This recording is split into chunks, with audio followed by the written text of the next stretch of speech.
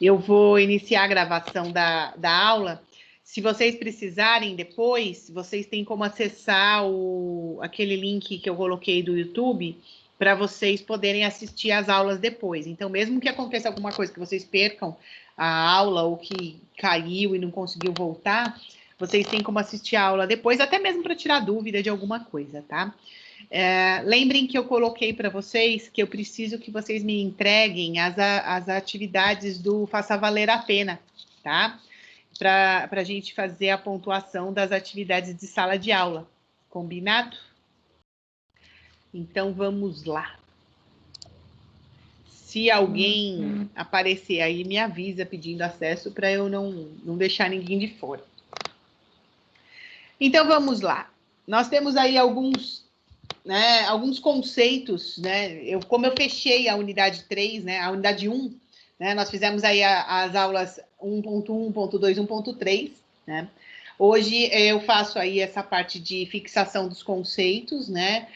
Aquilo que a gente precisa lembrar mesmo e para seguir adiante na próxima unidade, né? Então, nós temos aí, né?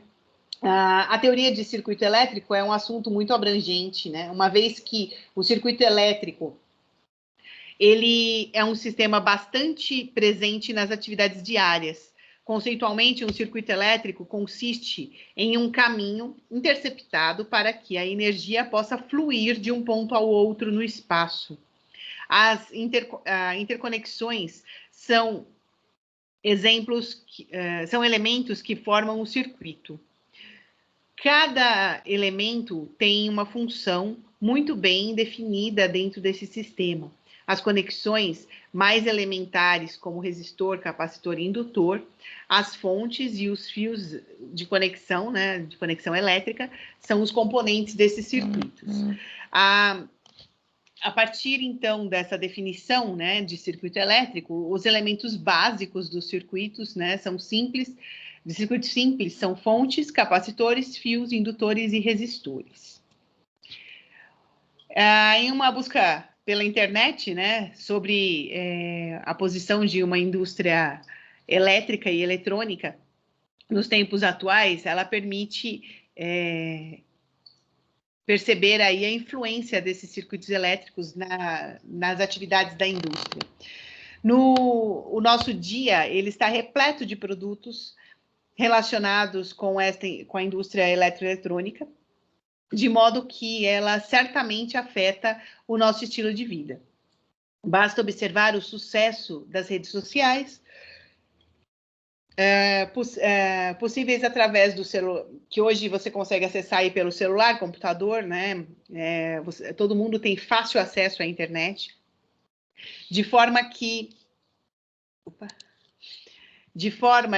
esses aparelhos eles podem ser utilizados cada vez mais integrados junto com as pessoas, né? E entre eles também, né? Então todo mundo consegue enviar mensagens, enviar arquivos, né?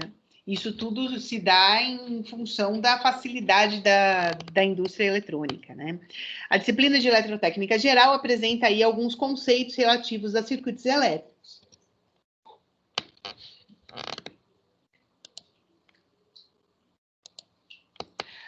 Um circuito elétrico é o caminho interconectado para que a energia possa fluir. De forma geral, estas interconexões, né, são realizadas pelos resistores, indutores, pelas fontes de energia que são conectadas aos fios condutores. Esses elementos realizam as tarefas do circuito segundo um fenômeno físico, que é a circulação da energia. Através das leis de Kirchhoff, nós podemos analisar, então, os circuitos e essas interconexões. Dentro de uma bateria, por exemplo, existe um processo físico-químico que gera dois polos de cargas, um positivo e um negativo. O polo positivo interno forma... o polo positivo interno da bateria e o polo negativo interno da bateria. Então, a corrente flui através desses polos. O polo Assim, quando o fio condutor é conectado à bateria, o polo negativo repele as cargas negativas e o polo positivo atrai as cargas negativas, fazendo com que a energia possa circular. Por um motivo histórico, o sentido da corrente ele é o sentido do positivo para o negativo, portanto, ao contrário do movimento natural da Terra. O movimento magnético da Terra, né? A circulação é ao contrário. Né? Então, existe dois parâmetros aí de circulação de energia, mas a convenção é que ela seja sempre dessa forma, né? Do positivo para o negativo. A partir dos estudos de tensão elétrica, entende-se que tensão elétrica é a capacidade de realizar um trabalho de deslocamento de cargas elétricas. Quando o elétron se move no condutor, devido a uma tensão aplicada, ele colide com outros elétrons, átomos e defeitos em geral. Essa colisão, ela converte a energia cinética dos elétrons em energia térmica que produz calor. Por isso que quando você tem corrente passando por um cabo, um fio, ele aquece, por conta da colisão desses elétrons. Esse processo chama-se resistência elétrica. Então, quanto mais dificuldade um conjunto de elétrons tem em passar por um circuito elétrico, mais calor ele vai gerar, porque mais ele vai se debater para chegar ao outro ponto ao outro lado do circuito. Então, isso daí, essa oposição à passagem dos elétrons é a resistência do cabo, a resistência do fio. A grande aplicação a grande aplicação é como um controlador de fluxo de energia. Então, quando eu quero diminuir a quantidade de energia que passa, eu aumento a resistência. Dos estudos realizados sobre resistores, foi mostrado que ele atua dissipando a energia por colisão. A principal função de um resistor é controlar o fluxo de energia. Quando o campo elétrico incide sobre um dielétrico, ele polariza o meio material.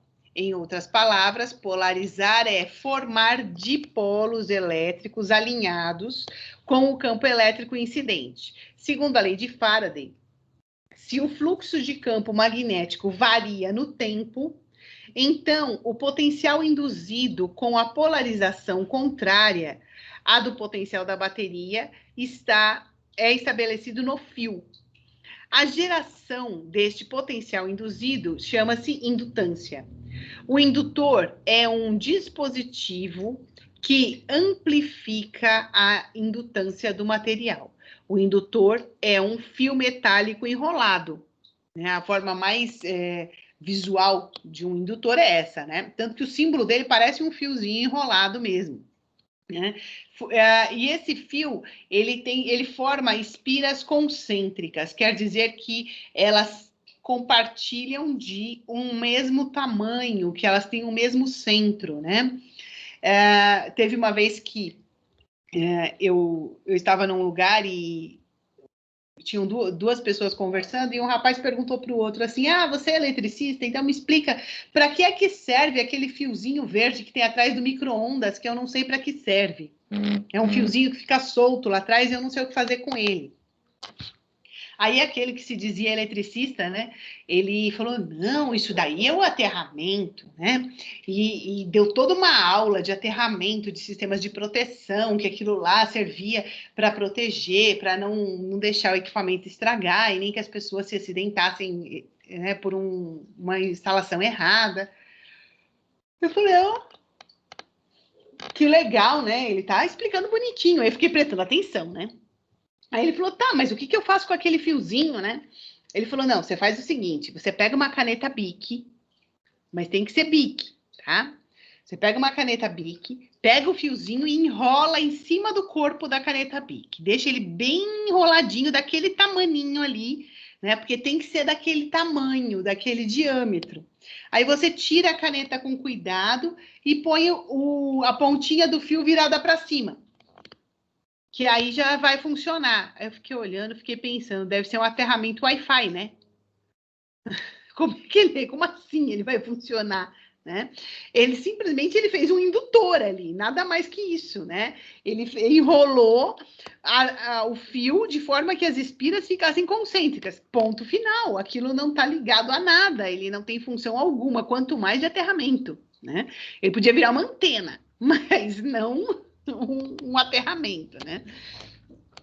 Então, você vê o conceito errado da utilidade do sistema, né? Ele sabia para que servia, mas não sabia como fazer, né? Então, o indutor é exatamente isso, é quando você tem essas espiras enroladas exatamente do mesmo tamanho, elas têm o mesmo diâmetro, o mesmo centro. O capacitor, ele armazena a energia elétrica e o indutor armazena a energia magnética. Essa é a diferença entre o capacitor e o indutor. Os dois armazenam energia, só que o capacitor armazena energia elétrica e o indutor armazena energia magnética. Dentro da bateria, o processo físico-químico que é gerado... Eu acho que eu repeti a transparência. Não. Que é gerado entre o polo positivo e o polo negativo. O polo positivo interno forma, então, um polo positivo da bateria e o polo negativo forma um polo negativo da bateria. Assim, quando um fio condutor é conectado à bateria, o polo negativo repele, repetiu a transparência sem querer. A partir desses estudos de tensão elétrica e das alternativas, qual delas é o conceito correto? Então, aqui, ele pega essa teoria que eu expliquei aqui atrás e ele me pergunta qual é o conceito correto, né? E aí ele quer saber o conceito de tensão. Isso daqui é uma questão que tem na apostila de vocês, né? A tensão elétrica decorre do processo químico dentro de um meio material, no interior da bateria. Uma vez que essa força eletromotriz está associada, está estabelecida na bateria, ao conectá-la a um circuito elétrico, essa força eletromotriz realiza um trabalho repelindo as cargas do polo negativo e atraindo para o polo positivo. Assim, ela está realizando um trabalho de deslocar cargas elétricas. Outra questão que tem na apostila. No livro de vocês, né? Quando um campo elétrico atravessa um dielétrico, ele polariza o material. Em outras palavras, polarizar é formar dipolos elétricos alinhados com o campo elétrico incidente. Segundo a lei de Faraday, se o fluxo de campo magnético varia no tempo, gerando um potencial induzido, a polarização contraria a do potencial da bateria e é estabelecido no fio. A geração desse potencial induzido é a indutância. A partir dos estudos sobre capacitor e indutor realizados até agora, qual das alternativas qual é a diferença entre esses elementos, o capacitor e o indutor? O processo de polarização significa formar dipolos alinhados com um campo elétrico incidente. A polarização, ela gera um campo elétrico interno, que é resultado de uma energia que fica armazenada neste campo elétrico. A habilidade de armazenar energia chama-se capacitância. Quando a corrente flui pelo condutor, ela gera um campo magnético no entorno do fio. A variação do fluxo desse campo magnético gera um potencial induzido, que gera uma corrente induzida e, portanto, gera um campo magnético. No indutor, a energia magnética fica armazenada no campo magnético induzido.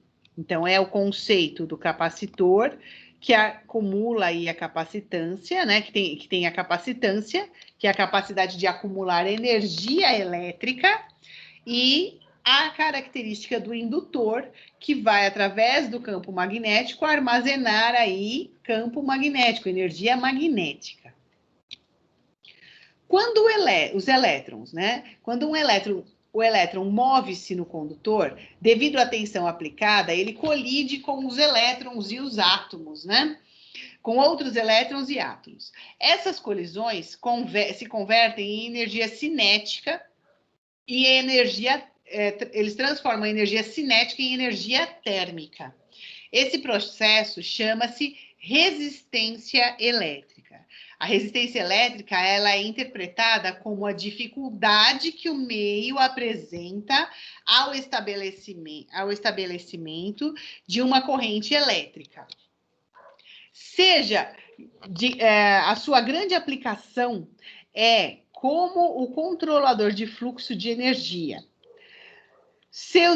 Dos estudos realizados até agora, foi mostrado, então, que ele atua dissipando a sua energia por colisão. Qual é a principal função do resistor? A principal função do resistor, a resposta vem daqui, ó. Quando um elétron move-se no condutor, devido à tensão aplicada, ele colide com os elétrons, né? Então, aqui ele repetiu o texto, né? Essas colisões convertem a energia cinética em energia térmica, realizando, então, a chamada resistência elétrica, né? Gerando a resistência elétrica. A resistência, ela é interpretada como a dificuldade que o meio apresenta para a passagem da corrente elétrica. A sua grande aplicação, então, é como controlador de fluxo de energia elétrica. Então, o resistor é um controlador de fluxo de energia elétrica. Ele não armazena, ele só dificulta ou facilita a passagem dela, dependendo do tamanho dele. Em muitas situações diárias, em muitas situações diárias, nos interessa somente o que acontece com as partes do circuito, independente da sua complexidade. Por exemplo, um circuito de resistência, nós estamos interessados no que acontece somente no terminal do equipamento. A análise dessa situação é possível através do circuito, né, do teorema de Thevenin. Né? O teorema de Thevenin, ele faz o quê? Ele pega aquele circuito todo complexo e faz com que ele, não é que ele deixe de existir, mas ele considera aquilo tudo como algo simples, né? Uma fonte de tensão e um resistor, que é uma fonte de tensão que a gente chama de V de Thevenin e um resistor que é um R de Thevenin. Como é a topologia, então, do circuito? Né? É uma fonte de tensão e uma fonte de resistor. De forma geral, nos circuitos, os resistores, eles podem ser conectados gerando duas configurações distintas. Ou eles podem estar em série ou em paralelo. A análise dos circuitos, ela é muito bem realizada através das leis de Kirchhoff. Então, quando eu pego um circuito muito complicado e faço ele virar uma fonte de tensão e uma fonte de resistência, ligada em série ou em paralelo, eu usei o teorema de Thevenin para poder aplicar a lei de Kirchhoff. Porém, há algumas situações em que existem resistores que não estão nem em série nem em paralelo, que nós vimos na aula passada.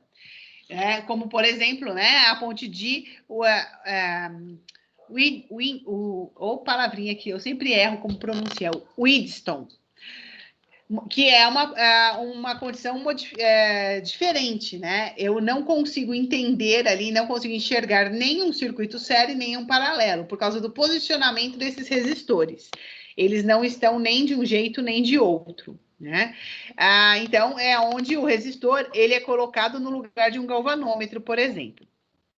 Para realizar a análise dos circuitos, quando existem resistores que não estão nem em série nem em paralelo, nós devemos usar, então, os circuitos equivalentes, né, triângulo e estrela, ou os dois. Às vezes eu preciso aplicar os dois, né, para conseguir chegar a uma solução. Em muitas situações diárias, nos interessa somente o que acontece em partes dos circuitos, independente da complexidade dos mesmos. Por exemplo, em um circuito de resistências que nós temos aí, né? Nós estamos interessados no que acontece somente no terminal, que é o meu resultado final. Eu não quero saber quão complicado é esse circuito, eu quero saber se ele vai funcionar como eu preciso. A análise também pode ser feita pelo teorema de Norton. O teorema de Norton, ele diz que nós podemos trocar esse circuito complicado por uma fonte de corrente, diferente da do TVNAN. O TVNAN é uma fonte de tensão. O teorema de Norton, ele troca aquele circuito complicado por uma fonte de corrente em paralelo com um resistor. Então, eu tenho uma fonte de corrente I de Norton com um resistor em paralelo, que é o R de Norton. No teorema de TVNAN, a minha resistência ela está em série com a fonte de tensão. Então, para TVNAN, é fonte de tensão, V de TVNAN com R de TVNAN em série. Para Norton, é a fonte de corrente I de Norton com o resistor paralelo R de Norton. De forma geral, nos circuitos, os resistores podem ser alocados em série ou em paralelo. Em série, eles compartilham um nó, né? Então, eles têm um nó em comum. Por isso, eles estão em série. É um ligado no outro. É como se eles estivessem brincando de roda, né? Eles estão de mãos dadas. Uma mãozinha ligada na outra. E eles transportam a mesma corrente. A corrente que passa por um, passa por todos. Os resistores, quando eles estão em paralelo, eles compartilham dois pares de nós. E eles têm o mesmo potencial entre eles. A corrente já não é mais a mesma, mas a tensão sempre vai ser a mesma quando eu estou em paralelo. Os resistores em série atuam em diversas voltagens ou tensão elétrica. Já os resistores em paralelo atuam como divisor de corrente. Os circuitos resistivos têm grande utilidade nos sistemas elétricos. Qual é a função desse tipo de circuito? Os resistores em série atuam como divisores de tensão e os resistores em paralelo atuam como divisores de corrente. Então, vocês percebem aí que ele está trazendo o conceito, uma pergunta e a resposta a essa pergunta de acordo com o conceito.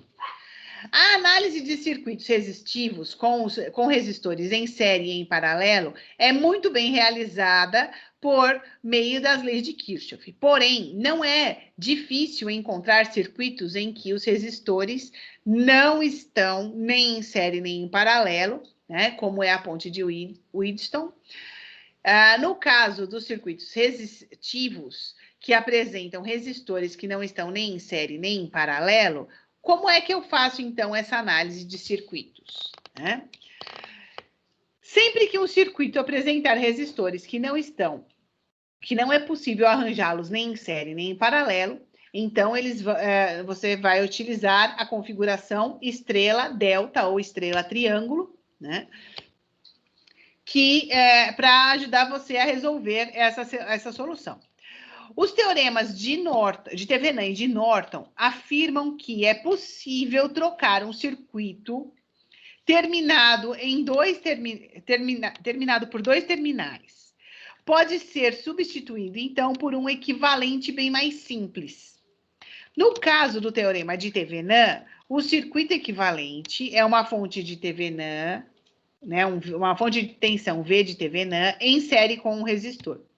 No teorema de Norton, o circuito equivalente é uma fonte de corrente I de Norton em paralelo com um resistor R de Norton.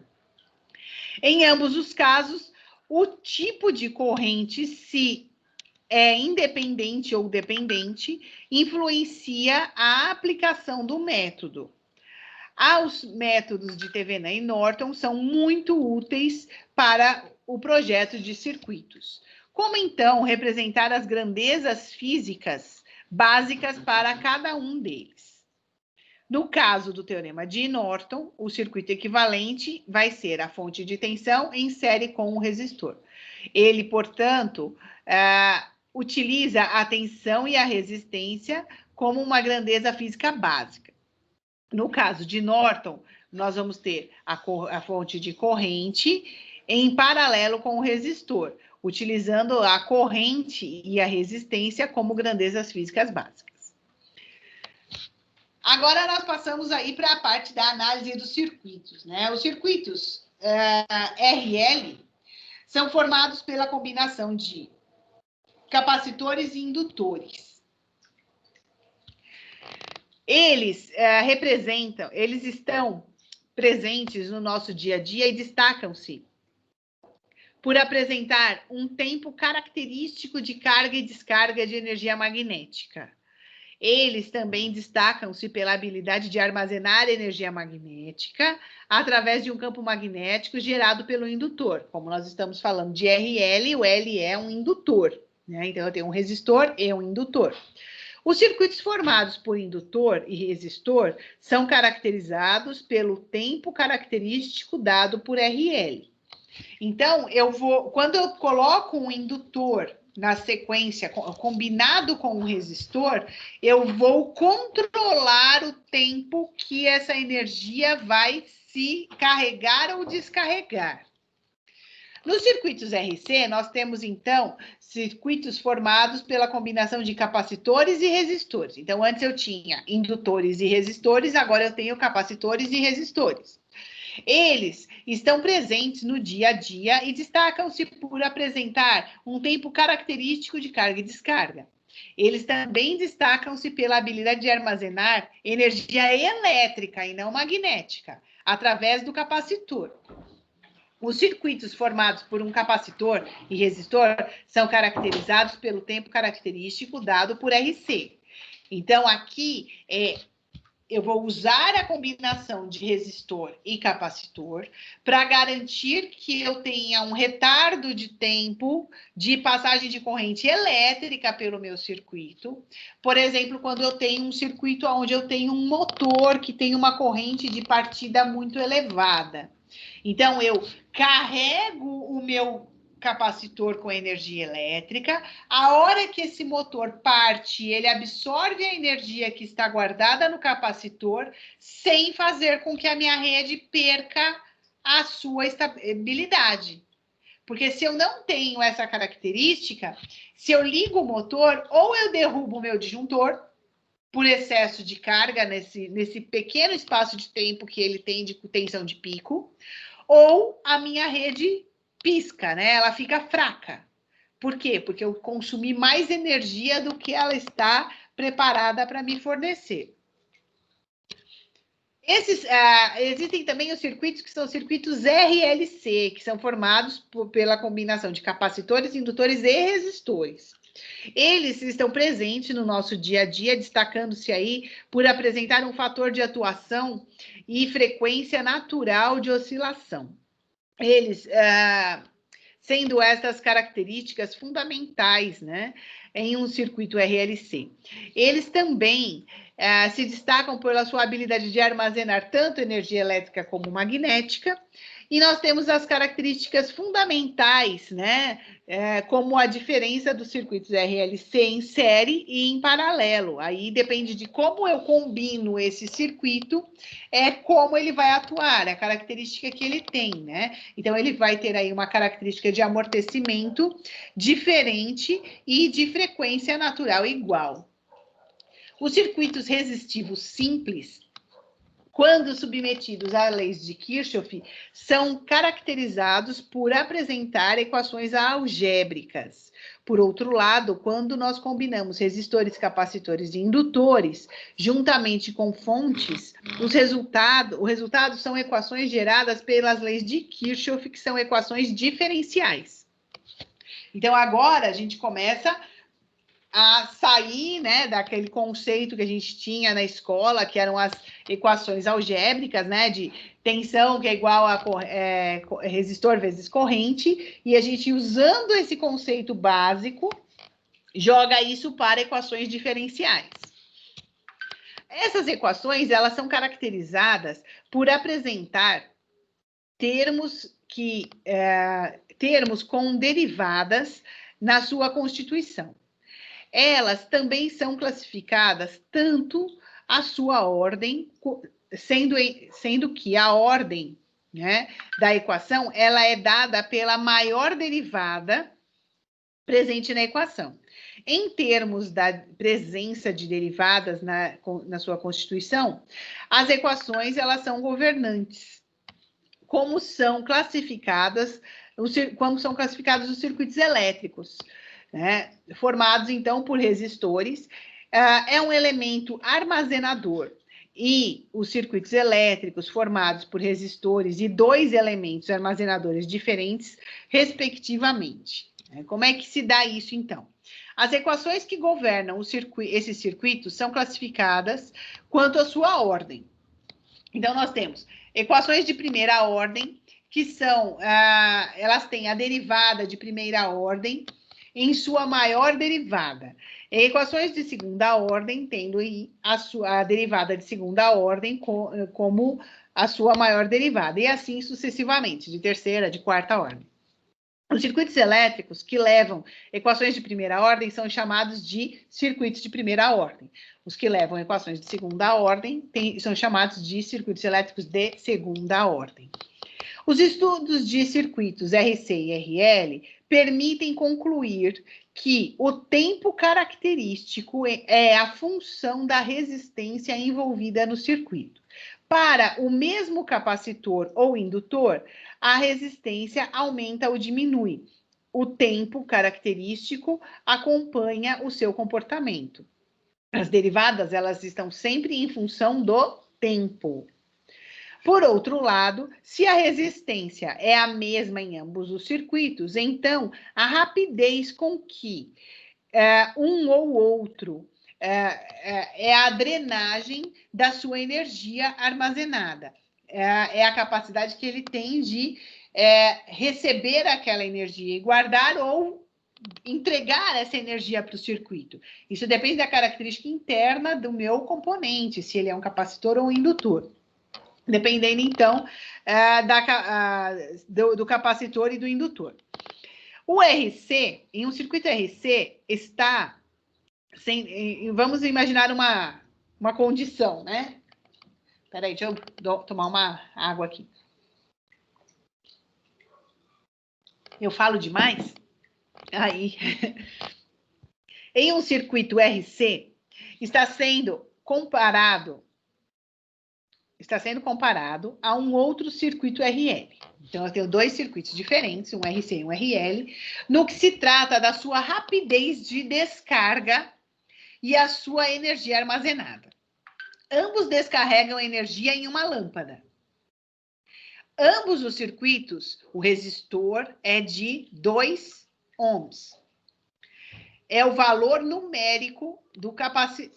R igual a 2. E o valor numérico do capacitor é o mesmo do indutor, que vale 4. O tempo para a tensão no capacitor e para a corrente do indutor, para que ele atinja 1%. É isso que eu quero saber. Qual é o tempo para que eu tenha 1% do seu valor máximo? Como que eu resolvo isso? Não importa qual seja o circuito, se ele é RL ou RC, o tempo em que, em termos de constante de tempo, sempre vai ser a descarga de 99% da energia. O da energia armazenada é de 5 θ.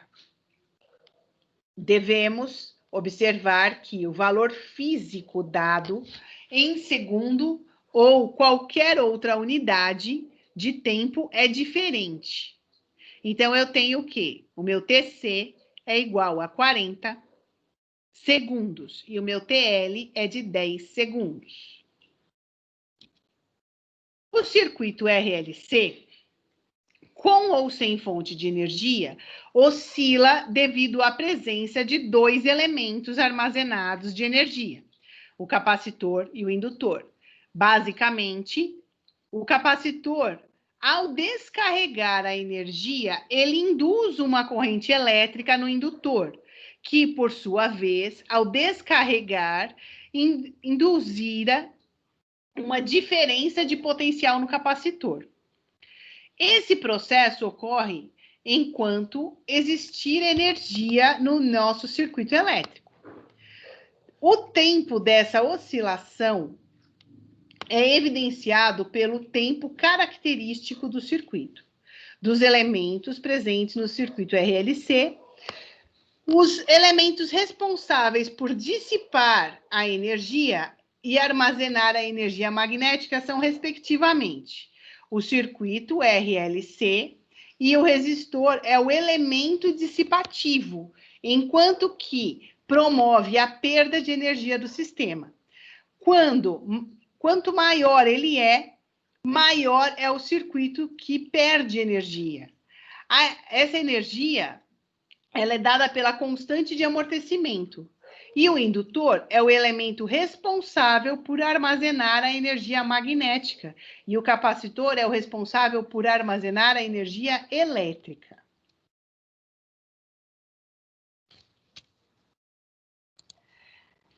Então, aqui, nós fizemos o quê? Uma revisão, né, do nosso Faça Valer a Pena. Tá? Então, eu peguei aí todos os conceitos que nós vimos nessa primeira unidade e eu fiz uma revisão de tudo que o Faça Valer a Pena solicitou para vocês, tá? Tem um vídeo que eu separei aqui, deixa eu ver se eu acho onde que eu deixei ele separado para a gente assistir, que ele explica também como de uma outra forma, né? Que fica até mais fácil para vocês entenderem.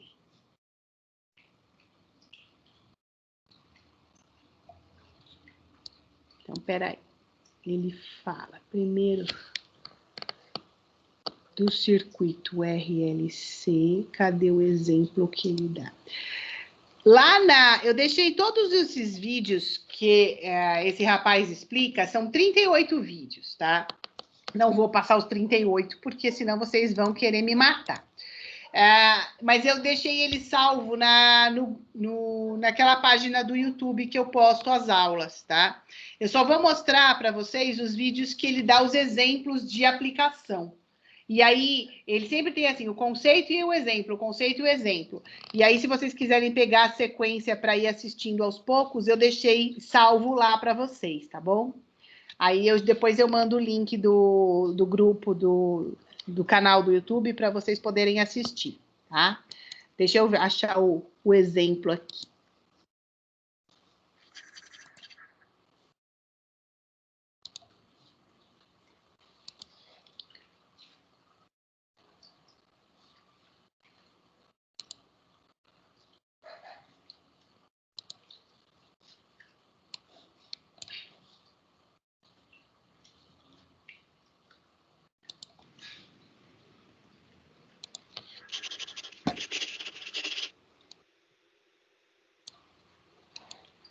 Tem som, e aí, galera, hein? me salva. Nessa aula a gente vai fazer um exemplo, então, envolvendo aí um circuito RC com 2 chaves e um chaveamento sequencial. Vamos dar uma olhada, então, no que diz o nosso enunciado aqui. Olha só. A chave A fecha em t igual a 0 e abre em t igual a 3 segundos. A chave B estava aberta e fecha em t igual a 3 segundos. Qual a tensão no capacitor em t igual a 3, t igual a mais infinito e t igual a 5 segundos. Vamos dar uma olhada então no nosso circuito e vamos descobrir o que acontece aí. Olha só, esse aqui é o nosso circuito, composto aí por uma fonte de tensão de 10 volts, um resistor de 10 ohms, o nosso capacitor de 100 microfarads e mais um resistor aqui de 100 quiloohms. Então aqui temos as nossas chaves A e B. A chave A fecha em t igual a 0 e abre em t igual a 3. Ao mesmo tempo que essa chave abre, essa outra fecha. O que está acontecendo então? De t igual a 0 a t igual a 3. Essa parte do circuito não nos importa porque a chave está aberta. E essa aqui está fechada. Então a gente vai ter a carga desse capacitor devido a essa fonte de 10 volts aqui. Quando essa chave abre e essa fecha, esse capacitor tem uma tensão inicial e vai descarregar em cima desse resistor aqui de 100K. Vamos então obter expressões para a carga e para a descarga do capacitor. Primeiramente, a gente vai ver o que acontece na carga. A carga está acontecendo de t igual a 0 até t igual a 3 segundos. O que tu vai ter que perceber aí? A gente poderia escrever uma equação para a carga desse capacitor, Vc de t, em função de t. Mas, olha só, vamos primeiro calcular qual é o tal nessa hora aqui. O tal vai ser 10, que é o nosso resistor, vezes 100 micro, que é o nosso capacitor. Isso vai nos fornecer um valor aí de 10 vezes 100, que é 10 na 2, vezes micro, que é 10 na menos 6. Isso nos dá 10 vezes 10 na 2 é 10 na 3, vezes 10 na menos 6. Isso é igual a 10 na menos 3 segundos. Agora, se tu lembrar daquela nossa aula em que a gente falou sobre a constante de tempo dos capacitores, tu vai lembrar que a gente considera que o capacitor está em regime permanente se t é maior que 5 tal. Nesse caso aqui, a gente tem o t variando de 0 até 3 segundos. Quanto é que é 5 tal aqui, então? Ó, 5 tal é 5 vezes 10 na menos 3 segundos. Então, depois desse tempo aqui, o capacitor já está em regime permanente. Então, a gente pode considerar que a tensão no tempo t igual a 3, na verdade, é a tensão de infinito se o capacitor ficasse ligado sempre naquela posição. Voltando para o nosso circuito aqui, ó, se o capacitor estiver ligado por um tempo infinito nessa posição com essa chave fechada, a gente vai ter que a tensão nele é igual à tensão da fonte, exatamente igual a 10 volts. Então, a gente tem que a tensão no capacitor no tempo igual a 3 é igual a 10 volts. Justamente porque a gente está considerando aí que ele está já em regime permanente. Muito bem, a gente já achou então qual era a tensão inicial aí do capacitor no tempo t igual a 3. Vamos voltar agora e tentar ver o que acontece na descarga desse capacitor em cima desse resistor de 100K. A gente está querendo achar quanto é que vale a tensão em tempo igual a infinito e a tensão no tempo igual a 5 segundos. No tempo igual a infinito é tranquilo de achar, né? Esse capacitor aqui está descarregando em cima desse outro resistor.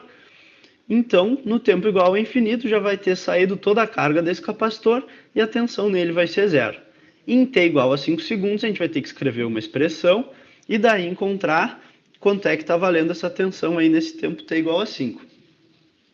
Vamos lá, então, ver o que está acontecendo. Olha aqui. Vamos determinar os nossos parâmetros. Primeiro, a gente pode determinar o tal para fazer aquela mesma análise para ver se em t igual a 5 ele já vai estar em regime permanente. Nota que, nesse caso, o nosso resistor é 100K. E aqui a gente tem 100 micro. A gente vai ter, então, 100, que é 10 na 2 micro, que é 10 na menos 6, vezes 100K, que é 100 é 10 na 2, e o K lá é 10 na 3. Isso aqui nos dá 10 na 4, mais 3, 10 na 7, menos 6, tal. Nos dá, então, 10 segundos aí. Então, se a gente quer descobrir aqui em t igual a 5 segundos... Então, a gente não está em regime permanente, a gente vai ter que escrever uma expressão para a descarga desse capacitor.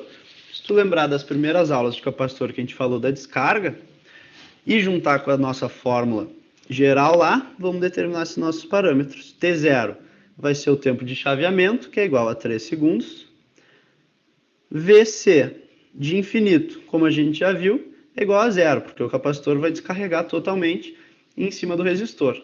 E VC de T0, que é igual a 3, é aquele VC que a gente determinou na carga, que era aquele VC de regime permanente aqui, que é igual a 10 volts. Então, VC de T0 é 10 volts.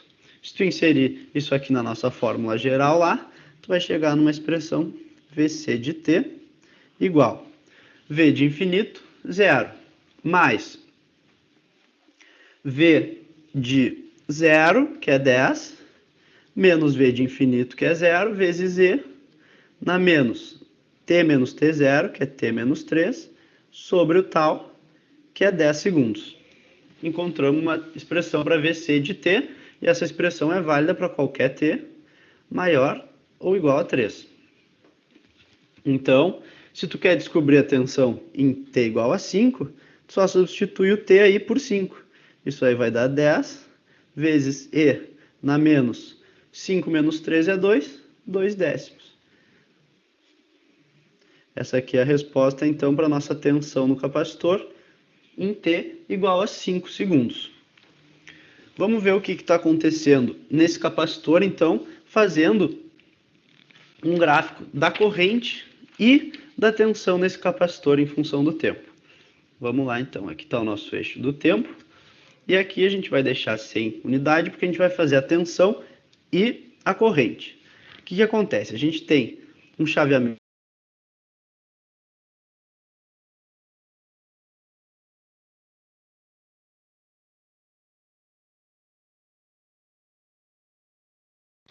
Ela vai subir de 0 até 10 num tempo curto, que é esse capacitor aqui vai entrar em regime permanente bem rápido. Então vamos botar aqui que ela vai chegar a tensão até 10. Isso vai ser bem rápido. Vou fazer com a régua aqui. Então, ele vai carregar a partir do 0 e chegar a 10 bem rápido, com um tal bem pequeno. Então, lembra da influência do tal lá, ó. Quanto maior o tal, mais rápido esse capacitor carrega. Então, aí, ó, ele chegou em 10, bem antes de chegar em 3. Depois que ele já está em 3, ele vai descarregar e ele vai lá para 0. Mas dessa vez ele tem um tal um pouco maior. Então, ele vai descarregar bem mais lentamente, mais ou menos assim, ó. E era isso aí que acontece com o capacitor. Agora vamos ver o que acontece com a corrente. Então, com essa cor aqui, é a tensão VC. Agora, a gente vai ver o que acontece com a corrente em azul aqui. Corrente. E C de T. Tu não precisa determinar uma expressão para a corrente para tu desenhar o gráfico, porque tu sabe que o gráfico da corrente vai ser bem parecido com o da derivada, menos de alguma constante aí que vai depender do valor dos elementos do teu circuito. Então, o que acontece? Ó, nota que nesse ponto aqui, a gente tem a derivada máxima. Então, a corrente é máxima aqui. Vamos dar um valor aqui e 0. A partir daqui, essa derivada, ó, lembra que a derivada é a inclinação da reta. Então, essa derivada é máxima aqui e positiva. E quanto mais ela se aproxima de 3, ela vai tendendo a 0. Então, aqui, ó, mais ou menos nesse ponto aqui, a derivada já é 0. Então, a corrente vai cair rapidamente, justamente porque aquele tal lá era muito pequeno. Então, a nossa corrente vai fazer assim.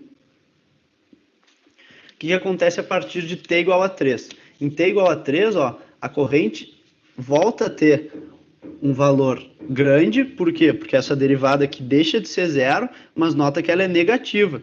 E depois ela vai voltar aqui e vai acabar indo para 0, sempre negativo. Então, a partir de t igual a 3, a gente vai ter um salto aqui para baixo nessa corrente. Ela vai vir para um valor aqui máximo, lá embaixo, e depois vai ir para 0, de acordo com aquele tal lá, que é o mesmo que o anterior. Então, ó, a gente chegou num gráfico aqui para a corrente e para a tensão nesse capacitor. Nota como foi fácil chegar nesse gráfico para a corrente sem precisar calcular nenhuma expressão para ela. Justamente porque a gente já sabia que a corrente no capacitor é proporcional à derivada da tensão. Então, esse é o nosso gráfico aqui. A gente viu um exemplo bem útil aí de entender esses chaveamentos sequenciais. Nas próximas aulas a gente vai começar a inserir mais elementos aí nesses nossos exercícios e ver o que acontece. Era isso aí então e até a próxima.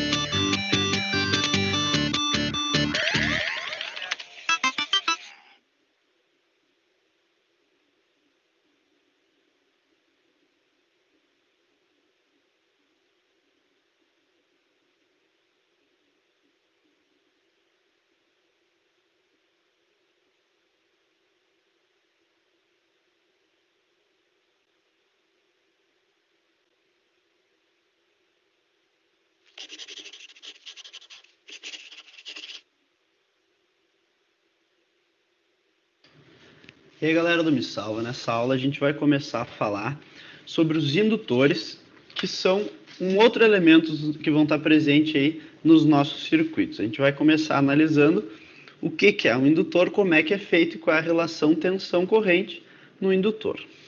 Vamos começar então, olha só.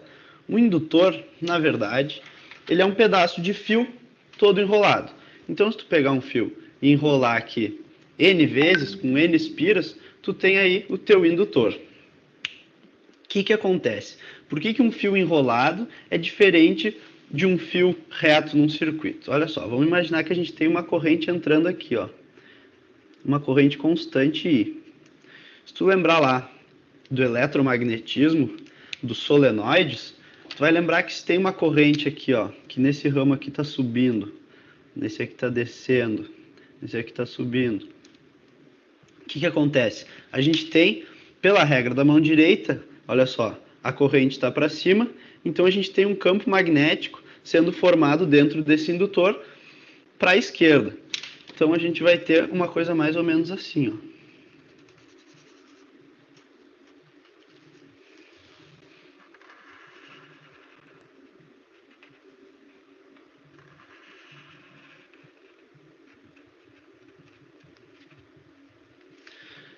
Então, esse aqui é a representação do nosso campo magnético aí dentro do indutor.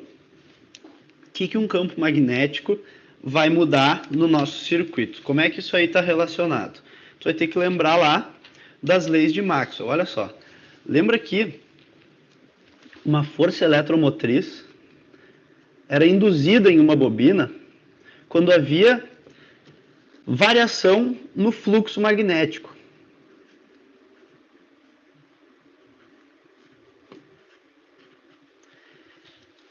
Então, o que acontece? Quando esse fluxo magnético, que a gente pode definir como sendo o campo magnético vezes a área ali da bobina, vezes o número de espiras também, né? Porque isso aí é puro número de espiras. Então, cada vez que varia esse B aqui, varia essa tensão.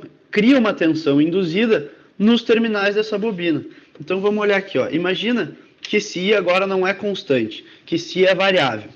Se esse I varia, então varia esse campo magnético aqui dentro da bobina. Se esse campo magnético variar, vai criar uma tensão induzida nessa bobina. Vai criar uma tensão aqui, ó, mais e menos.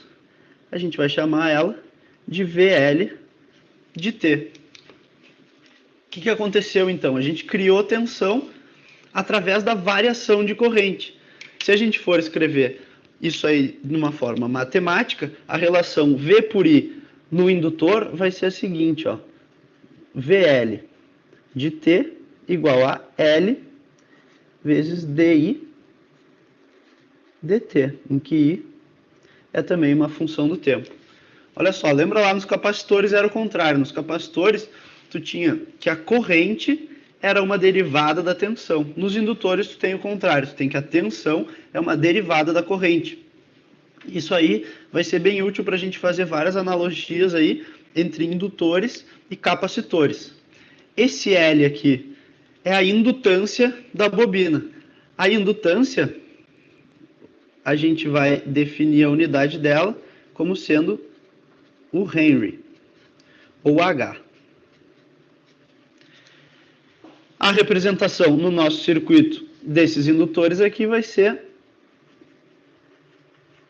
uma bobina assim, bem ilustrativo do que realmente está acontecendo. Então a gente vai entender agora como é que ocorre a associação desses indutores aí em série e paralelo, e nas próximas aulas vamos começar a botar esses indutores nos circuitos e ver o que acontece com eles. Então tá. Aqui ó, a gente vai ter a associação dos indutores em paralelo. Usando a mesma analogia que a gente já usou lá para resistores, para capacitores, a gente sabe que a gente vai ter essa corrente se dividindo aqui e ela tem que ser igual a essa corrente que passa no indutor equivalente, que a gente já vai chamar de LEC aqui. Então, a gente tem a seguinte relação, ó, I1 mais I2 tem que ser igual ao I equivalente.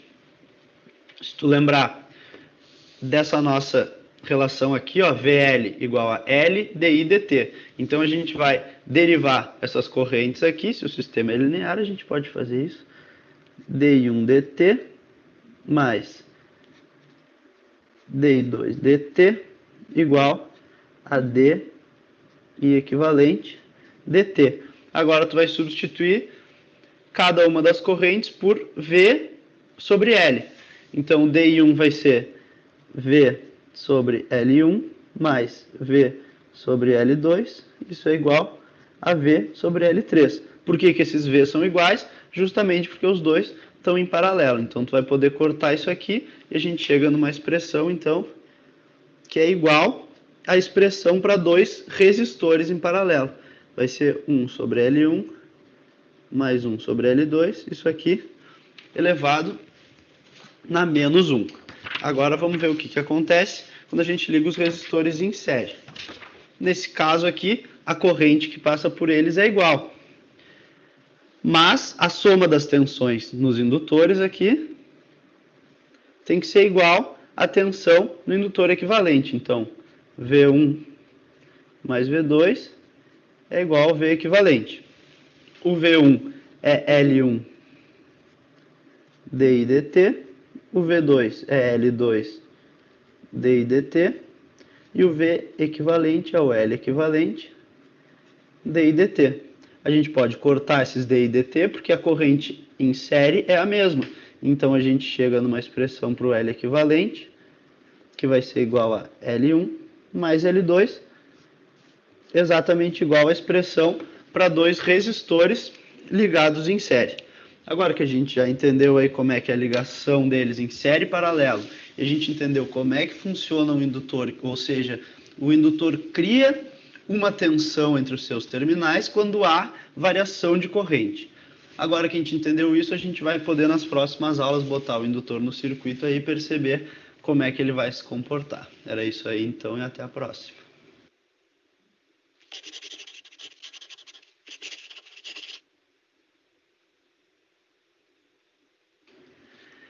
E aí galera do Me Salva, nessa aula a gente vai começar a dar a introdução aos circuitos RL, que são os circuitos indutivos, e para isso a gente vai começar a falar nas condições iniciais e finais dos indutores nos nossos circuitos, do mesmo jeito que a gente fez com os capacitores. Então vamos dar uma olhada no circuito RL mais básico de todos. É esse nosso circuito aqui, composto por uma fonte de tensão V, um resistor R e um indutor L aqui. A gente vai tentar preencher essa tabela com o que está acontecendo nos tempos 0 menos, 0 mais e infinito. Lembrando que se aqui tivesse uma chave, 0 menos seria a chave ainda aberta, 0 mais seria a chave já fechada e mais infinito seria com a chave fechada após muito tempo. Vamos ver o que acontece então primeiro com essa chave aberta. Com essa chave aberta, não tem corrente no circuito, o indutor está isolado do resto, não tem tensão do indutor. Então, a gente já preenche essa tabela aqui, que VL é zero e L com certeza é zero. O sentido de VL é essa polaridade aqui, e IL é a corrente que está entrando aqui no nosso indutor. Quando a gente fecha essa chave aqui, o que vai acontecer? Olha só, lembra lá, primeiramente, que VL é igual a L dI dt. Quando a gente fecha essa chave, essa fonte aqui vai tentar passar uma corrente por esse indutor aqui. Porque é um pedaço de fio, ele vai tentar fazer com que passe uma corrente nesse resistor e, portanto, nesse indutor aqui. Mas o que acontece? A gente sabe que o indutor vai criar dentro dele um campo magnético aqui, ó. Quando essa corrente surgir, ele vai criar um campo magnético aqui dentro dele nessa direção. E como essa corrente aqui está tentando variar, ou seja, ela está tentando subir, ele vai criar uma tensão aqui, porque a gente viu lá na última aula que ele cria uma tensão que é proporcional à variação do fluxo magnético dentro do indutor aí. Então, no instante zero, o que está acontecendo? Essa corrente aqui não vai conseguir passar, porque esse indutor vai criar nele uma tensão induzida contrária à tensão dessa fonte e de mesmo valor.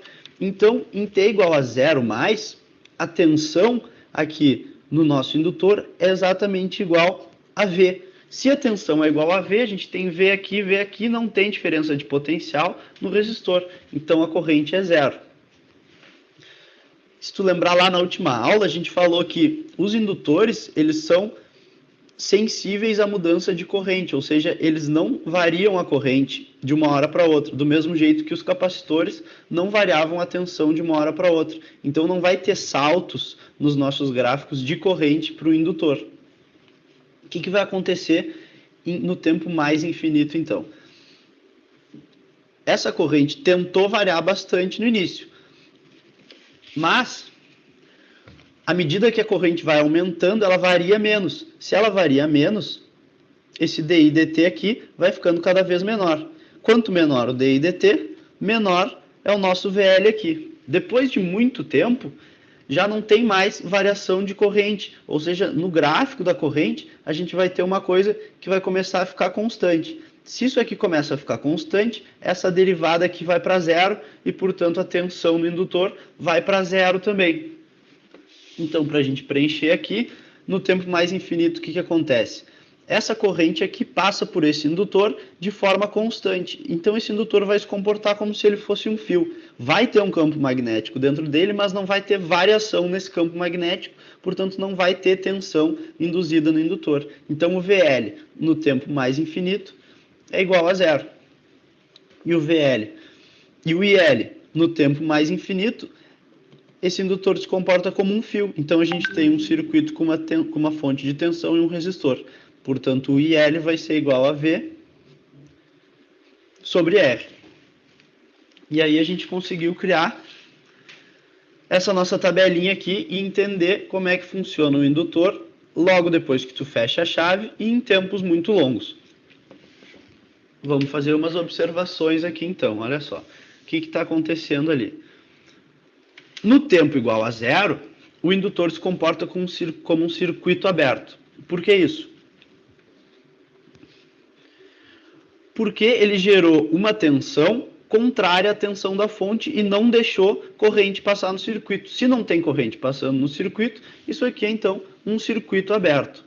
Então, a gente vai preencher essa tabela aqui, ó. O indutor, nos tempos logo depois de fechamento da chave, se comporta como um circuito aberto. O capacitor, se tu lembrar lá, ele era aquelas duas placas paralelas e a corrente passava por ele livremente e ele se comportava, na verdade, como um curto-circuito. Para o indutor é o contrário, olha só. No tempo tendendo ao infinito, já não há mais variação da corrente. Se não há variação da corrente, não há tensão induzida nos terminais indutor. Portanto, ele se comporta como um curto-circuito. Curto-circuito significa sempre que a tensão é igual a zero. Circuito aberto significa sempre que a corrente é igual a zero. Então, se a tensão é igual a zero no tempo igual a infinito, então o indutor se comporta como um curto-circuito. O capacitor, por outro lado, se tu lembrar, ele vai se carregar até ficar com a tensão igual à da fonte. Quando a tensão fica igual à da fonte, ele se comporta aí como um circuito aberto e não tem mais corrente no nosso circuito RC. Então, o capacitor se comporta aqui como um circuito aberto. É sempre bom fazer as analogias entre capacitor e indutor, porque muitas vezes as pessoas têm mais facilidade em algum deles. Ou eles entendem melhor o funcionamento do capacitor, que são duas placas paralelas, ou entendem melhor o funcionamento do indutor, que é aí uma bobina com várias espiras. Dependendo do que tu souber melhor, tu pode usar ele e se basear no outro, porque quase sempre vai ter uma analogia contrária aí.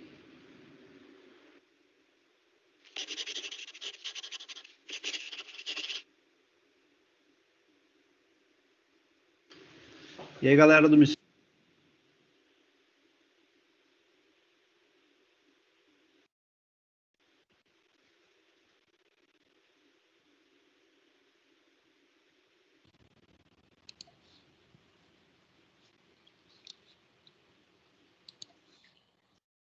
Então, ele trouxe aí para vocês, né, alguns exemplos, né, de aplicação dos circuitos capacitivos, indutivos e o conjunto, né, do capacitivo, indutivo e resistivo, que é o RLC. Ele mostrou algumas questões já relacionadas com a aplicação das fórmulas.